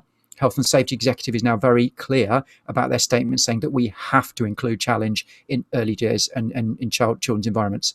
Whereas previously they were saying there's no excuse for an injury to happen to a child. They've done a complete U-turn 10, 15 years ago. And since then have been actually saying, no, we're wrong. Stop overprotecting children. It's really important that children test their limits physically, because if they don't, it affects their life expectancy because they don't cope with danger in later life. Adults saying no. Boisterous boys. I get asked to do training for boisterous boys all the time, and I refuse. I do I do training on boisterous play because it's just as good for girls, but they think it's bad behaviour. And I've got some lovely examples of where we've actually made things boisterous, and that's actually helped children behave through being boisterous. And if you are interested in the questions, do ask about that. But again, that's a different training course. Lack of confidence. I think as adults, we've lost our confidence in taking children outside. And it's interesting, talking about forest schools, that is a really good way to get children outside. And when they're outside, they're much more likely to be physically active. But I'm not insulting forest schools. I'm really not. In fact, I've mentioned in my book how amazing I think they've raised the awareness of outdoor stuff. They're brilliant. But there can be a case where we've now stopped going outdoors when we haven't got forest schools. And I've even heard nursery settings say, oh, well, we used to go outside all the time, but then our forest school specialist left and we don't do it as much. And the truth is that outdoors existed long before forest schools, and we really need to get children outdoors because that's when they're going to do their biggest movements, regardless of whether it's got a forest school aspect to it. Another thing is that in schools, they build these, they take an area of the playground or the field and they make it the forest schools area, which is brilliant, except you're only allowed to use it in forest schools. So all this wonderful resources, all these trees and these bushes that children could play in, oh no, only once a week for half a day and only when it's your turn. You're actually restricting movement. But anyway, that's not against forest schools because I advise anyone to get forest schools training, and all my staff do forest schools training. All right. So again, I've got just a few ones that spring to mind.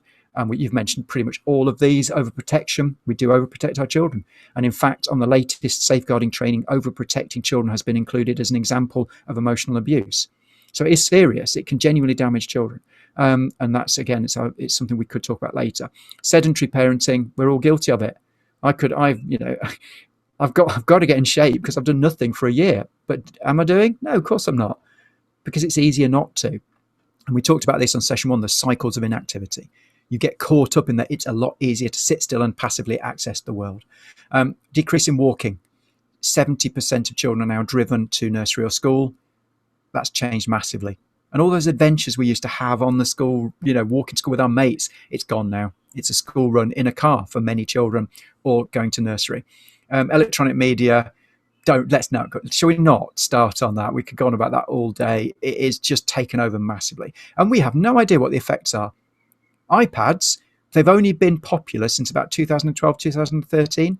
7 years, 8 years at the most. There's no longitudinal studies that are of any worth because they're just so new, but they have taken, even your grandma's got one now.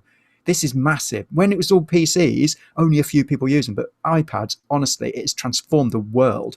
And this could be horrific for our children. We just don't know. Lack of confidence we've talked about, and then decreasing parent time. Who's got time after a busy day of work to take their children to the park? I don't. And I feel really bad about it. And I know the research.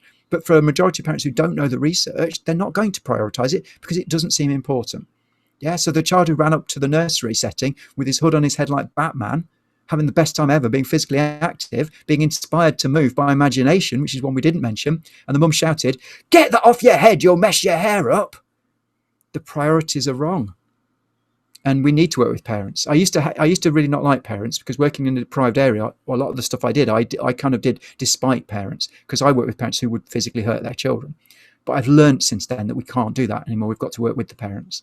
And, it doesn't work if we're trying to, we can do a lot by sneaking things in and not, against the parents, but actually we need them on side. We need to make sure they understand physical activity. We need to get them dancing and singing with their children, like I said earlier. Okay. We've actually run out of time, I'm afraid. So I'm going to move on from this. But what I want you to do is have these discussions in your staff meetings when you disseminate this training. I want you to talk about, what's going to make our children move, but the instinctive stuff. Quick example, super quick. So magic potion. All right, I make magic potions all the time with children. Food colouring, glitter, this has got glittery confetti in, just a magic potion. Yeah, shake it up, put it on. And the reason it's magic is because it's got a torch in a box, and so when I put it on the torch, it's fallen over as the torch. When I put it on the torch, what you'll see is potion lights up. So magic potion. Children absolutely love that, and I've got lovely stories about how we actually use these on our adoptive children to help children on adoption activity days to bond with the adopters. Lovely events, by the way, really, really lovely. And I've got a lovely story about a 4-year-old sitting on an adopter's lap. Actually, the reason children are passed over for adoption is because something on their profile puts people off. So these are children with behavioural difficulties, with disabilities, with whatever, and they don't get adopted because it's a scary word on a profile. So we put on these events where adopters can meet real children, and it's wonderful. And the potions, making these, fantastic for bonding children. And one little boy got so excited because he was in the arms of an adopter. He was feeling the safest he's probably ever felt in his life. He's making a potion with this adopter who's smiling and getting really, it was such a lovely moment. He just got so excited, he just went, ah, and squeezed the potion as hard as he could and shot green food colouring all over this adopter, absolutely covered his white t-shirt in it. And it was just a moment of pure joy. And the adopter took it really well. He laughed along with the child, and and at the end of it, that was an expression of interest that led to a forever family. A little boy, 4-year-old, who'd squirted potion. Anyway, that's not why I'm telling you that story. The story is, give that to a 3-year-old or a 4-year-old and say, shake it. Adult, that's how you shake it. That's boring, isn't it? Children don't shake stuff like that. They're like, that's the difference in movement. We're inspiring movement by giving children something that makes them move in a different way. So I've run out of time to talk about that, but I did want to talk to you about play cues. I'm going to do it super quick. I'm not going to do it justice, but if you're interested, this is all on my Power of Play training course, the pre-recorded course, and it is massive for behaviour. Honestly, this is through the roof, but that's not why we're doing it today. But it is so important for behaviour. So this is the diagram. If you've seen this before, you'll know what I'm talking about. I'm going to quickly do something to the screen, and I want you to do back whatever you think you would do back to the screen if you were a child. It'll make sense, I promise. So if I was a child and you were a child and I ran up to you and I went, pow, pow, pow, pow, pow, pow, pow, pow, what would you do back? Yeah, brilliant. A little bit quick on the draw there, Helen, slightly gangster. I am slightly scared of Helen now, but perfect. I gave you a play cue. You gave me a play return. That's really simple stuff. Yeah, the play return is basically, I understand your play, perfect. Yeah, and we play. I could have run up to you and gone, tag, ha, and run away. That's a play cue. I could have said, do you want to play with me? That's a verbal play cue. I know it's creepy when I say it, but for a child, that's perfectly acceptable, yeah? So play cues are everywhere. And this theory is lovely because you can watch this in your children anytime you want because they give play cue after play cue after play cue. Now, here's the problem, though, all right? This is what makes this really, really interesting. There's a bit on this theory where it talks about the urge to play, and they call it, or Gordon Sturrock and Perry Ellis, two amazing play theorists, both died of cancer, actually, too young. Really tragic, but absolute legends of play. They call it the metalude. It's just the urge to play, yeah? But we know where that comes from, because session 1, I talked about Jaak Panksepp, and he tells us that the play urge isn't conscious, it's in the limbic system. And that means something so important for your children's behaviour. It means that there's no instruction manual for play cues. It means that they're not doing what they're consciously thinking of. They're doing whatever their brain makes them do at that precise moment. And it can be ridiculously inappropriate. It can be negative behaviour. It can be totally indecipherable. But there's no rules on it because it's coming from your instinctive brain. So imagine now that you're all grown-ups. So I know this is a stretch. So, you know, you're going to have to pretend quite hard. You're all the grown-ups. I'm the child. If I ran up to you and I punched you as hard as I could, I'm in trouble now. If you're all my mums and dads, I'm going to get a right telling off, aren't I? I mean, that would be weird. There's a lot of you, but it's a big family. But I'm going to have a very negative experience because I'm being told off for being violent. Yeah. You're going to have a negative experience because nobody wants to be hit by their children. But what if at that precise moment, my limbic system is telling me that boisterous play is the ideal play type for me to engage in because it's going to build the frontal lobes of my brain. I've just potentially paid you the biggest compliment a child can ever pay an adult, which is I'm emotionally secure enough with you to play the game I want to play. And I've punched you. That is not bad behaviour. That's getting it wrong. That's the huge difference in terms of how we deal with behaviour. And you'll see this all the time. Honestly, now I've kind of infected you, actually. This theory is quite an insipid one because now you've got this theory all the time. You'll see a child do something that previously you'd have just thought, oh, that's bad behaviour. And you'll go, hang on a minute. You see play cues everywhere. because that's what children do. Their limbic system is not accountable, so it'll just do whatever pops into their head at that precise moment. I'll give you so many examples, but I've run out of time, so I'll give you one quick one. A bunch of children having a grass fight. I was in a school. I'd been training lunchtime staff, so I went out at lunch to play. Yeah, so these are 7 and 8 year olds. Yeah, but this is every age of child, by the way. Babies all the way up to adults, we give play cues. Babies, you'll see it a lot. When the baby goes boo, they want you to go boo back. Simple play cue. Anyway, children running around throwing grass at each other. We're having a grass fight. How boisterous is that? The head teacher had allowed it. That's wonderful. But one girl wasn't joining in. And she looked really nervous because I was a visitor. She didn't know me. I was a stranger, a weirdo with a beard. Eventually, though, she walked up to me and I thought she was going to ask me to play. She smiled at me and then stamped on my foot as hard as she could. Now, I wasn't expecting it, so I got a real shock and it really hurt as well. She got me right on the edge of the toe. Any other member of staff in the school would have sent her to the head for that behaviour. And I suspect there's going to be a lot of fallout from that. Stamping on a visitor's foot is likely to get you a phone call home, isn't it? That would have been catastrophic for that child. And it was only this simple theory, understanding where the urges to play come from, that made me realise it's a play cue. It's a bad one, and I don't want to be stamped on. I'm not saying we accept being hit. I'm not saying that we don't challenge behaviour, because we do need to, and we need to be consistent. But we need to handle it differently. We can't come down on a child like a ton of bricks because their brain's just got something wrong that they had literally no control over. So this little girl was terrified now. She knew she'd got it wrong straight away. She knows the exact thing that's going to happen next is she's going to be shouted at. And she's cowering so much that her neck has disappeared into her body. And I was able to say, did you do that because you wanted to play? And she nodded, really scared of me now. I said, well, it's all right then, because I've got a spare foot, so I think we're going to be okay. Do you want to do grass fighting? And she nodded. And 20 minutes later, she was joining in, laughing, screaming, yelling with all the other children. She'd seen the boisterous play. She'd seen the laughter. She wanted to join in, but didn't know how to. So she came, I'm going to do it. I'm going to ask that man. I'm going to ask that man. And then had just got it so tragically wrong. But she knew. I didn't even have to discipline or anything. I didn't have to do any form of positive behaviour stuff with her because she knew straight away she'd got it wrong. But your children won't. And your children in particular, your under 5s, won't have a clue that they've done it wrong. We talked in session 1 about the 3 or 4-year-old that doesn't know their own strength.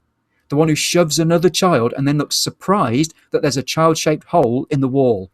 That child is not a bad child. That child is giving a play cue but doesn't know how to control their own bodily strength and doesn't know how to give an appropriate play cue, so they're doing whatever their brain wants them to, and they're getting it wrong. If you make that child feel like a criminal and constantly pick on that child, you're labelling them as a badly behaved child early in life that could stick with them for the rest of their life, because the minute you start labelling a child badly behaved, they act up to it, don't they? In my first week at work, I worked with a child called Neville the Devil, and that was his nickname, and it was what he called himself. You can imagine what his behaviour was like. Yeah?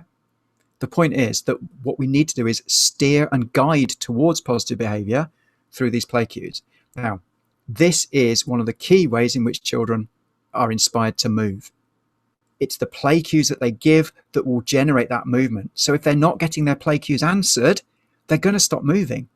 And that is crucial. If I'm going pew, pew, pew, pew and not getting a reply, eventually I stop giving play cues.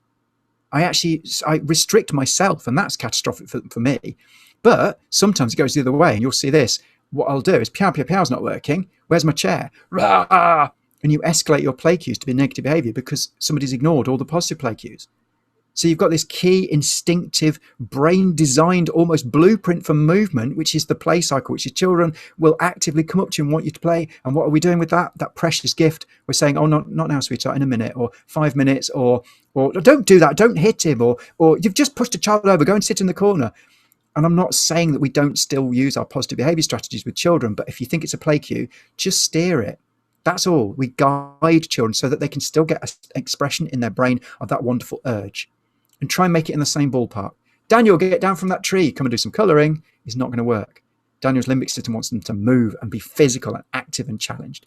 Okay, we've got to the end. I've got 2 more photos to show you. It'll take 30 seconds, but it's really important. And then we'll do some questions and you can go.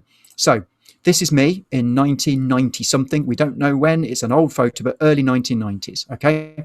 This is me as Ribena Man, and I'm showing you this because this is the week that I realised I wanted to work with children for the rest of my life. Because at this point, I was putting myself through a degree. I was paying my own way through a degree and an MA, and I kept thinking that when I get my degree, I'll get a proper job. And it was this week that told me this was my proper job. Because I worked with 2-year-olds, 2 to 5-year-olds in the morning on this project, then 5 to 11-year-olds after school, and then I stayed behind and worked in the youth centre in the evening, and I dressed like this the whole time. I didn't come out of character once. We told our 4-year-olds that Ben was off sick. Really sorry, Ben's not well, but we've got a superhero to take his place. And I made get well cards with these children for myself. They never questioned that it was Ben. But even the 7-year-olds were saying things like, "You look a bit like Ben." And I'd say, "Yes, but I'm more handsome than Ben." And they go, "Yeah, you are." Yeah. And they'd carry on. So I had the best week ever. And I haven't got time. We've run out of time. But so many wonderful things happened for this group of genuinely deprived children. Genuinely, who honestly, the estate we worked on, there were parents on drugs, there was all sorts, but they had the best. We were all superheroes, and it was so powerful. And that's what our children need, because we are fed up. We are jaded by physical movement. We don't take joy in it anymore as adults. We've lost our desire because the PE teachers and the sports coaches have made it seem like something unpleasant. But the true hero is that dinner man at the beginning of the first session, the guy who can't move to save his life because he's morbidly obese, but he's inspiring 60 children to move. And the final bit of the day, and this is, I promise you, this is the last few seconds, is that I told you briefly about those adoption activity days. And if you want to know more about those, do send me an email, because we're hoping they start up again soon. And we love doing these events because we really find so many forever families for children doing these. But one of the early ones was superhero themed. And this was a couple of years ago now. And I thought, you know what? It's time, because I'd kept that costume in the loft. Not worn it since 1992, but I thought, right, I'm going to dress as Ribena Man. So I went to this event as myself, and the trick was I was going to go to the toilets at the end, come out as a superhero to make all the children go, wow, and then play games as Ribena Man. Now, there's a problem here, which you've probably seen. One is that I'm now, well, at that time, I was now 47 years old, and I've not aged that well. I don't look like the fresh-faced youth that I do there. The other is that this costume's been in a loft for 20 years. We don't know how long, probably more. So I tried it on, looked in the mirror, and got the shock of my life. I just thought it's like in 1990 something, I had this epiphany, like about my whole career, my whole life. I had another one, which was, oh God, you're really old and you look terrible, because my grey beard doesn't look good under a mask. I've got my glasses on top of the mask because I'm too short-sighted. I look like I should be on some kind of register. I'm not kidding. It was awful. That top is a skin-tight top I stole from an ex-girlfriend in 1993. I weigh 8.5 stone in this picture. Now, I'm not heavy now. I weigh 10 stone, but that top's not coming down anymore. It's become a crop top where my hairy belly's sticking out. And I think the phrase is hairy muffin top. And I actually got so appalled at how ridiculous, I bottled it, and I started to take the mask off. And then it hit me. I've just been playing with a group of children who've been through more trauma in their short lives than I could ever even imagine. And they don't deserve cowering in the toilets, man. They deserve Ribena Man. So the final slide of the day is that if I can be on national television, because what I meant to say was this was the first time Channel 4 were filming a documentary of the project. So I've got 200 people plus a film crew and documentary team waiting for me to come out like Ribena Man, and I look like this. So if I can be on national television looking like this, and I was, then all of you and all of us can be the superheroes that our children need us to be to inspire those joyful movements. What you can't see on the tights is that there's loads of holes at the back. So I've got Go Faster hair sticking out the back. Anyway, I'm going to finish there. You've been an absolute joy to work with. Really appreciate the seeing faces and seeing smiles and seeing people nodding along. So any questions at all, get in touch, or I'm not going to go until I've answered people's questions. That's my contact details. And yeah, anything at all anybody wants to ask, just unmute and ask, or ask in the comments. I'm happy to stay for as long as you need. Thank you, Ben. Thank you so much. Whilst people just come up with any questions, just a couple of quick things. Huge thank you to Ben for this week and last week, and for giving us and sharing us all of that knowledge and understanding and thinking and reading that you've done. There's huge amounts for us to take away from these two sessions, so thank you so much, colleagues. I hope you've enjoyed that. I hope it's been food for thought for you. I hope you've got something to take away from that. I've put the feedback form link in the chat, and it should have been emailed to you as well. Your feedback's really important to us. I'm looking to shape the programme for next academic year at the moment. So please do let me know what's important to you, where we take this next, how we develop further. I'd love to have Ben back face to face at some point soon. It would be wonderful to have, you know, feel your vibrancy in real life, Ben. That would be absolutely superb. 2 quick updates for you, and I know we're over time, so I'm going to be very, very quick. Our next session in the summer will be online again, unfortunately, and I'm desperately sorry about that. But we have Greg Bottrell coming to talk to us about Can I Go and Play Now? And that's been from a suggestion from colleagues in the network that would have asked me to invite him along. So I think that session should be fantastic. Probably will be 2 sessions similar to how we've run this term. But look out for that. I'll be sending you the key dates if those are going to be changing anyway. Also, very quickly, I sent an email out last week with a link to some resources that Kim Scott has produced in terms of getting to grips with the early years framework. She's running a series of webinars with some key speakers that are talking about different aspects of that and implementation within school. She's offered me a really fantastic deal if we can get a group of schools to subscribe. I've hit the magic number that she's looking for, so we've got a 50% discount off that series of 8 webinars. So it'll be about £75 for 8 webinars, plus an administration fee. So if you are interested, please do email me or respond. I've had lots of you that have, but if you haven't yet, please do ping me an email across, because I'm going to be confirming the numbers with her by the end of the day tomorrow. So if you've not had the information, stay on or send me an email and I'll give you the details about that. But that's all from me. Please do hang on if you've got a question for Ben, but if not, thank you so much, colleagues. Thank you, Ben, and I shall see you next term, if not before. Thank you.